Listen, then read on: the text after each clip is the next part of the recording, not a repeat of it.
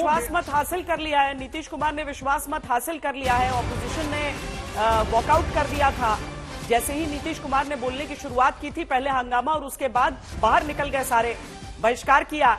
लेकिन 129 वोट पड़े हैं रोहित, और इसीलिए जो मिसिंग विधायक हैं जो कह रहे हैं आप, उसमें अगर जोड़ लिए जाएं, उनको माइनस करके जोड़ लिए जाएं आरजेडी के विधायक जो समर्थन देने को तैयार थे, तो ये वो 129 का ही आंकड़ा फिट बैठ रहा है।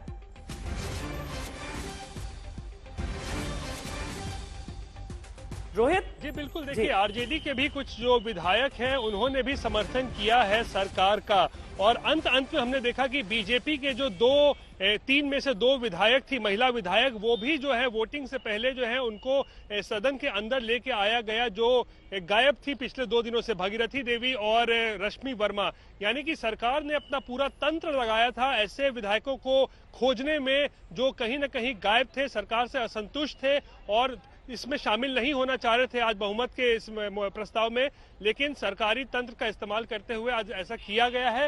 लेकिन इसके बावजूद भी जो एक विधायक बीजेपी का मिश्री लाल यादव वो नदारद रहे, और 2 जेडीयू के विधायक भी जो है वो नदारद रहे। और जैसे हमने बताया कि वॉकआउट के बाद जो है नीतीश कुमार की राह और आसान हो गई थी, और इसीलिए बहुत ही आसानी के साथ अब सरकार ने बहुमत अपना जो है वो पा लिया है। यानी कि फ्लोर टेस्ट में जो है नीतीश सरकार जो है वो पास हो गई है। और रोहित, संशय तो मांझी को लेकर भी रहा, क्योंकि उन्होंने भी अपनी नाराजगी कुछ दिनों से कई मुद्दों पर स्पष्ट रखी थी। जांच कराई जाएगी कि आखिर लाख रुपए देकर किस तरीके से।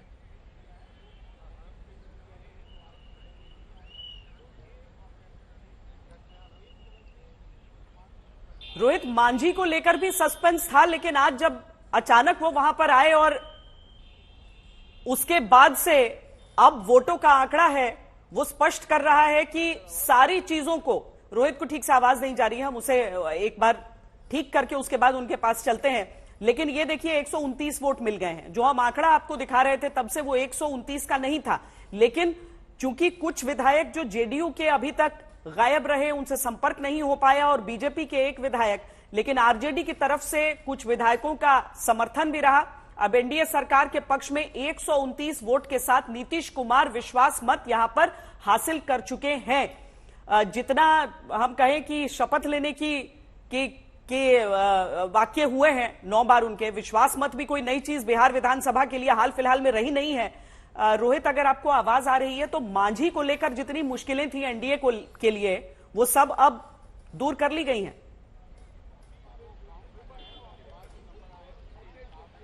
हाँ श्वेता, देखिए मुझे लगता है बीजेपी ने जो कल राज्यसभा का लिस्ट जारी किया था ना, उसकी टाइमिंग कुछ थोड़ा सा मुझे लगता है गड़बड़ हो गई, जिसके वजह से मांझी जो है वो ऐन मौके पर ऐसा लग रहा था कि अब शायद धोखा दे सकते हैं वो, और एनडीए को और सरकार में के साथ वो वोट करेंगे कि नहीं करेंगे, इस पर सवाल खड़े हो गए थे। क्योंकि मांझी पिछले कुछ दिनों से लगातार एक और मंत्री पद की मांग कर रहे हैं, कह रहे हैं कि उनके साथ अन्याय होगा अगर एक मंत्री पद नहीं दिया जाएगा। लेकिन जो हमें सूत्र बता रहे थे कि उन्हें बीजेपी ने शायद वादा किया था कि उन्हें राज्यसभा भेजा जाएगा, और ऐसा जब नहीं हुआ कल, यानी कि जो उस लिस्ट में मांझी का नाम नहीं था, तो अचानक से मांझी नाराज हुए, और उसके बाद जबरदस्त मान मनोबल के लिए सीधा केंद्रीय जो नेतृत्व है वहां से भी 2 बार उनको फोन किया गया मनाने के लिए, और उसके बाद ही मांझी जो है वो माने हैं। और उसके बाद आज उनके भी 4 विधायक हैं, उन्होंने भी सरकार के समर्थन में जो है वो वोट किया है। यानी मांझी भी जो है आखिरी मौके पर जो है अपना दांव चलने की कोशिश कर रहे थे कि अगर उन्हें राज्यसभा नहीं दिया गया है तो वो हो सकता है सरकार के पक्ष में वोटिंग ना करें। लेकिन जब बीजेपी आला कमान की तरफ से जो है उनको लगातार फोन लगाया गया, कल नित्यानंद राय भी उनसे मिलने पहुंचे थे देर रात उनको मान मनोबल करने के लिए, तो उसके बाद ही मांझी माने, और उनके भी 4 विधायकों ने जो है सरकार के पक्ष में जो है वो वोट किया है। लेकिन मुझे जो श्वेता बड़ा खेल जो मुझे लगता है वो ये हुआ है कि आरजेडी के जो 3 विधायकों ने जिस तरीके से पाला बदला है, वो लालू प्रसाद के लिए जो है वो एक बड़ा कह सकते हैं अलार्मिंग सिचुएशन है कि किस तरीके से चेतन आनंद और नीलम देवी और साथ में प्रहलाद यादव ने जो है वो पाला बदला है, और जो खेला तेजस्वी यादव करने की कोशिश कर रहे थे एनडीए खेमे में, वो खेला तो नहीं हुआ, उल्टा काउंटर खेला जो है वो देखने को मिला, जहां पर आरजेडी के ही 3 विधायक जो है वो टूटे और उन्होंने सरकार का साथ दिया है। श्वेता, हालांकि इसमें 2 विधायकों को लेकर हम देखें तो पास्ट में हिस्ट्री रही है, लेकिन तीसरे पर कटाक्ष तेजस्वी भी करते हुए वहां से निकले ही थे कि जिस तरीके से उनका रुख अचानक बदल गया है। कितनी देर में हम उम्मीद करें कि प्रतिक्रियाएं भी इसकी मिलनी शुरू हो जाएंगी रोहित?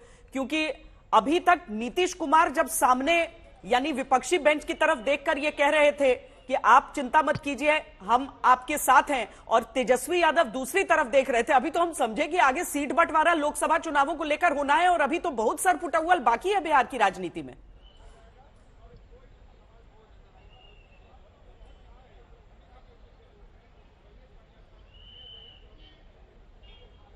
आवाज कट रही है। चलिए, रोहित को आवाज कट कर हमारी पहुंच रही है, लेकिन बिहार विधानसभा की सीधी तस्वीरें भी हम आपको दिखा रहे हैं, क्योंकि जैसे ही अभी विधायक बाहर निकलते हैं हम आपको वो प्रतिक्रियाएं भी सुनाएंगे। अभी बहुत कुछ होना बाकी है। देखिए, जैसे जिस तरीके से वहां पर गठबंधन बदला है उसका सीधा मतलब यह हो जाता है कि लोकसभा चुनावों से पहले जब सीटों का बंटवारे की बारी आएगी तब केवल बीजेपी और जेडीयू के बीच ही यह बात नहीं रहेगी, बल्कि एलजेपी के 2 फाड़ जो है और साथ में जो जीतन राम मांझी की पार्टी है हम, उसकी भी बात होगी। तो अगर इस विश्वास मत से पहले तमाम तरह के आश्वासन दिए गए हैं तो उसका सीधा असर उस समय भी देखने के लिए मिल सकता है।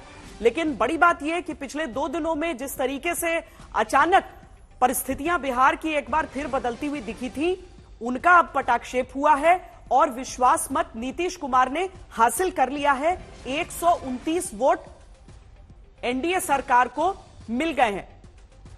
अब इसमें आरजेडी की तरफ से भी जो 3 विधायक हैं उन्होंने एनडीए के पक्ष में अपना समर्थन दे दिया है। नीतीश कुमार चाह रहे थे कि विपक्ष भी वोट करे। क्या उनको ऐसी उम्मीद थी कि कुछ और वोट शायद उनके पक्ष में दे दिए जाएंगे? यहां क्या आंकड़े कुछ ऐसे भी दिख सकते थे? लेकिन बहरहाल विपक्ष एक साथ उठकर निकल गया, वॉकआउट कर दिया उसने, और जितने विधायक मौजूद रहे 129 सीटें वो चले गए, चेतन जी चले गए, और नीलम जी का तो हम लोग पहले से सुनते आ रहे थे कि उनकी कुछ मजबूरियां हैं, कुछ केसेस वगैरह को लेके। उसके अलावा तो ऐसा कुछ नहीं था, बट हाँ सरप्राइजिंग जरूर था। आखिर क्या वजह रही? आप लोग सारा दिन साथ 48 घंटे साथ रहे, उसके बावजूद भी खेला हो गया। आप लोगों ने कहा था खेला होगा, आरजेडी ने कहा था। अरे भाई, तो खेला होगा का मतलब देखिए, जो लड़ाई होती है ना वो निर्णायक तब होती है जब वो जंग का रूप ले ले। अब ये जो लड़ाई थी इसने जंग का रूप ले लिया है, यानी we might have lost the battle but we will win the war, और वो वॉर हम जीतेंगे जनता के बीच जाकर के। जनता इसका जवाब देगी। आखिर दोनों की मजबूरियां क्या रही? किनकी? प्रहलाद जी की और अब तो ये तो व्यक्तिगत प्रश्न है, वो तो वही बता सकते हैं, उसके बारे में मैं क्या बता सकता हूँ। कांग्रेस की महिला विधायक कह रही है कि प्रहलाद यादव जो है बालू माफिया है, वो डर गए थे इसलिए। देखिए, मुझे कोई जानकारी नहीं इस बारे में कि वो क्या है, क्या उनका बिजनेस है। मैं तो उनको एज अ सीनियर रिस्पेक्ट करता हूँ, और मेरे लिए तो काफी सरप्राइजिंग था कि उन्होंने ऐसा किया। ठीक है, अपना कर लो। हमारे साथ हमारे 2 संवाददाता इस समय जुड़ रहे हैं, शशि भूषण और सुजीत झा। सुजीत जी, अपेक्षित तो था कि सरकार विश्वास मत हासिल कर लेगी, 129 वोट आ गए, इसका सीधा मतलब यह भी कि जो खेला की बात हो रही थी वो खेला हो गया। बिल्कुल, देखिए 129 वोट आए हैं, 128 पहले से दावा किया जा रहा था, 1 वोट बढ़ा है, लेकिन आरजेडी के 3 विधायक भी इधर आए, तो संख्या तो खैर सरकार ने विश्वास मत प्राप्त कर लिया है।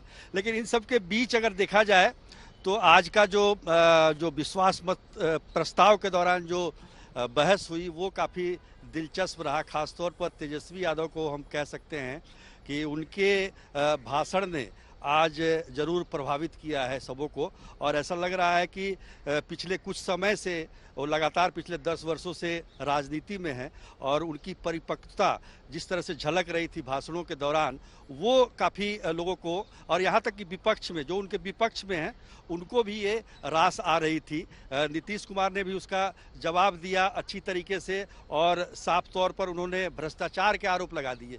उन्होंने कह दिया कि कमाई कर रहे थे आप और उसी पैसे से विधायकों को खरीदने की कोशिश की जा रही थी। तो ये भी एक बड़ी बात है और उन्होंने स्पष्ट कहा कि इसकी जांच कराई जाएगी। तीसरी बात जो महत्वपूर्ण थी, जो उप मुख्यमंत्री सम्राट चौधरी ने कहा। सुजीत जी आपके पास आते हैं। शशि भूषण के साथ इस समय एक विधायक हैं मौजूद। शशि, बात कीजिए। कांग्रेस के विधायक दल के नेता हैं शकील अहमद खान साहब हमारे साथ हैं। हैदराबाद रहे आप लोग 1 हफ्ते तक, आप लोगों ने अपनी विधायक मतलब जो दल है वो तो बचा लिया, लेकिन आरजेडी के कुनबे से 3 लोग चले गए। तो मैं चाह रहा हूं कि यह प्रश्न कांग्रेस के ऊपर न लगाया जाए। हवाओं में ये बात फैलाई गई थी जो बहुत ही दुर्भाग्यपूर्ण थी। कांग्रेस पार्टी ऐतिहासिक पार्टी है और उस ऐतिहासिक पार्टी ने हमेशा जो सही रास्ता है, धर्मनिरपेक्षता का रास्ता, सामाजिक न्याय का रास्ता, उसके पक्ष में खड़ी रही है। ये और जगह हुआ करता है, हमारे यहाँ इसकी कोई नजीर नहीं। सहयोगियों के खेमे में सेंधमारी हो गई, 3 विधायक चले गए सत्ता पक्ष में।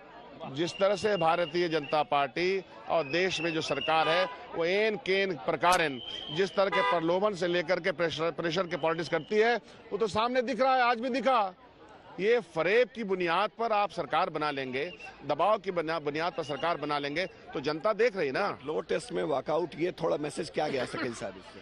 सीधा मैसेज गया कि जो गलत चीजें यहाँ हुई हैं, जो फरेब की बुनियाद पर चीजें हुई, दूसरी पार्टी के लोगों को तोड़ करके रखा गया, नहीं तो हार चुके थे ये। तो ऐसी सूरत हाल में जनता के बीच में जाएंगे। उनके भी एक विधायक एब्सेंट हुए, दिलीप विधायक, वो जाने, लेकिन जो उन्होंने किया है ये आपके सामने अनैतिकता का व्यवहार किया। अब चलिए, शकील साहब हैं यहाँ पे, रामानुज यादव है आरजेडी के। रामानुज प्रसाद जी, बड़े दावे हुए कि हम खेला कर देंगे, सरकार गिर जाएगी, बहुमत उनके पास नहीं है, लेकिन खेला तो आप लोग की पार्टी में हो गया। 3 विधायक टूट के चले गए। निश्चित तौर पे टूट के नहीं चले गए, खरीद के ले जाए गए, वो धमका के ले जाए गए, सरकार के ये पर ले जाए गए। वो आए, सदन तक आए, सदन में आकर के वो अपने स्थान पर नहीं बैठ के वो सीधे फ्लोर क्रॉस नहीं किया, पीछे के दरवाजे से जाकर के सरकार के लोगों को, हमने तो एक को देखा कि कैसे सरकार का एक सिपाही आया, उठा कर मुख्यमंत्री के चैम्बर में ले गया। तो या तो उनके कारनामे हों या जैसे, लेकिन आप लोगों ने भी तो खेल खेला ना। आप लोगों ने 5 विधायक जो एब्सेंट थे शुरू में, हम लोग कोई विधायक बताए कि हमने किसको? सुदर्शन नहीं थे, मनोज यादव नहीं थे, सब बाद में आना शुरू हुए ना। स्पीकर के चुनाव के वक्त तो आप लोगों ने एब्सेंट करा ही दिया। बाद में लोग आए, बीजेपी के मिश्री लाल यादव, रश्मि वर्मा और भागीरथी देवी, ये लोग तो कहीं ना कहीं गायब थे। तो आप लोग का सपोर्ट होगा तभी तो। नहीं हो, अब उनकी समस्या है कि आने में ये होगा। हम लोगों ने अगर कुछ किया है तो सामने आ जाएगा। हम लोग नहीं है, वो हमारे किए तो सामने आ गया। चलिए, हमारे साथ लेफ्ट के विधायक है सत्येंद्र जी। नीतीश कुमार बहुत तरीके से गए एनडीए के साथ और बहुमत भी साबित कर दिया। आप लोग क्रिकेट खेलते रहे, शतरंज खेलते रहे तेजस्वी यादव के आवास में, लेकिन खेला तो आप लोग के साथ हो गया। देखिए, एक बात आपको बता देता हूँ, खेला किसके साथ हुआ किसके साथ नहीं हुआ बहस का विषय नहीं है। बहस का विषय ये है कि नीतीश कुमार जी अपने विधायकों को कॉन्फिडेंस नहीं ले पाए। जबरदस्ती जो है किसी के हस्बैंड को उठाकर पुलिस के कस्टडी में रखे, किसी के बेटा को कस्टडी में रखे, किसी विधायक को नवादा से पकड़ रहे हैं, किसी को विधायक को जो बख्तियारपुर से रात में उठा ला रहे हैं। तो नीतीश जी की जो पार्टी थी, वो पार्टी तो नीतीश जी के प्रति विश्वसनीयता उस विधायक को था नहीं। तो नीतीश कुमार जी किसी तरह से उठाकर जो है लोग आरोप मिथिलेश जी की आप लोगों ने जबरन मतलब विधायकों को, विपक्षी विधायकों को अपने साथ कर लिया। मतलब ये दुनिया में कोई मानेगा क्या कि राष्ट्रीय जनता दल जो पहले से उनका जो छवि है और जो उनका चरित्र है, उनको कोई जबरन ले आएगा उठा करके? ये कोई मानेगा? विधायकों ने अंतरात्मा की आवाज पे आज एनडीए को वोट किया है, क्योंकि मोदी जी का और नीतीश जी का साथ बिहार को पसंद है, ये विधायकों को भी पसंद है। क्योंकि एक विधायक दिलीप राय नहीं आए तो ये माना गया कि खेला बगल से लोगों ने। कोशिशें तो दोनों खेमों से हुई थी कि किसी तरीके से विधायकों को अपने पाले में किया जाए, लेकिन आखिरकार एनडीए के पक्ष में ये सारे आंकड़े गए हैं।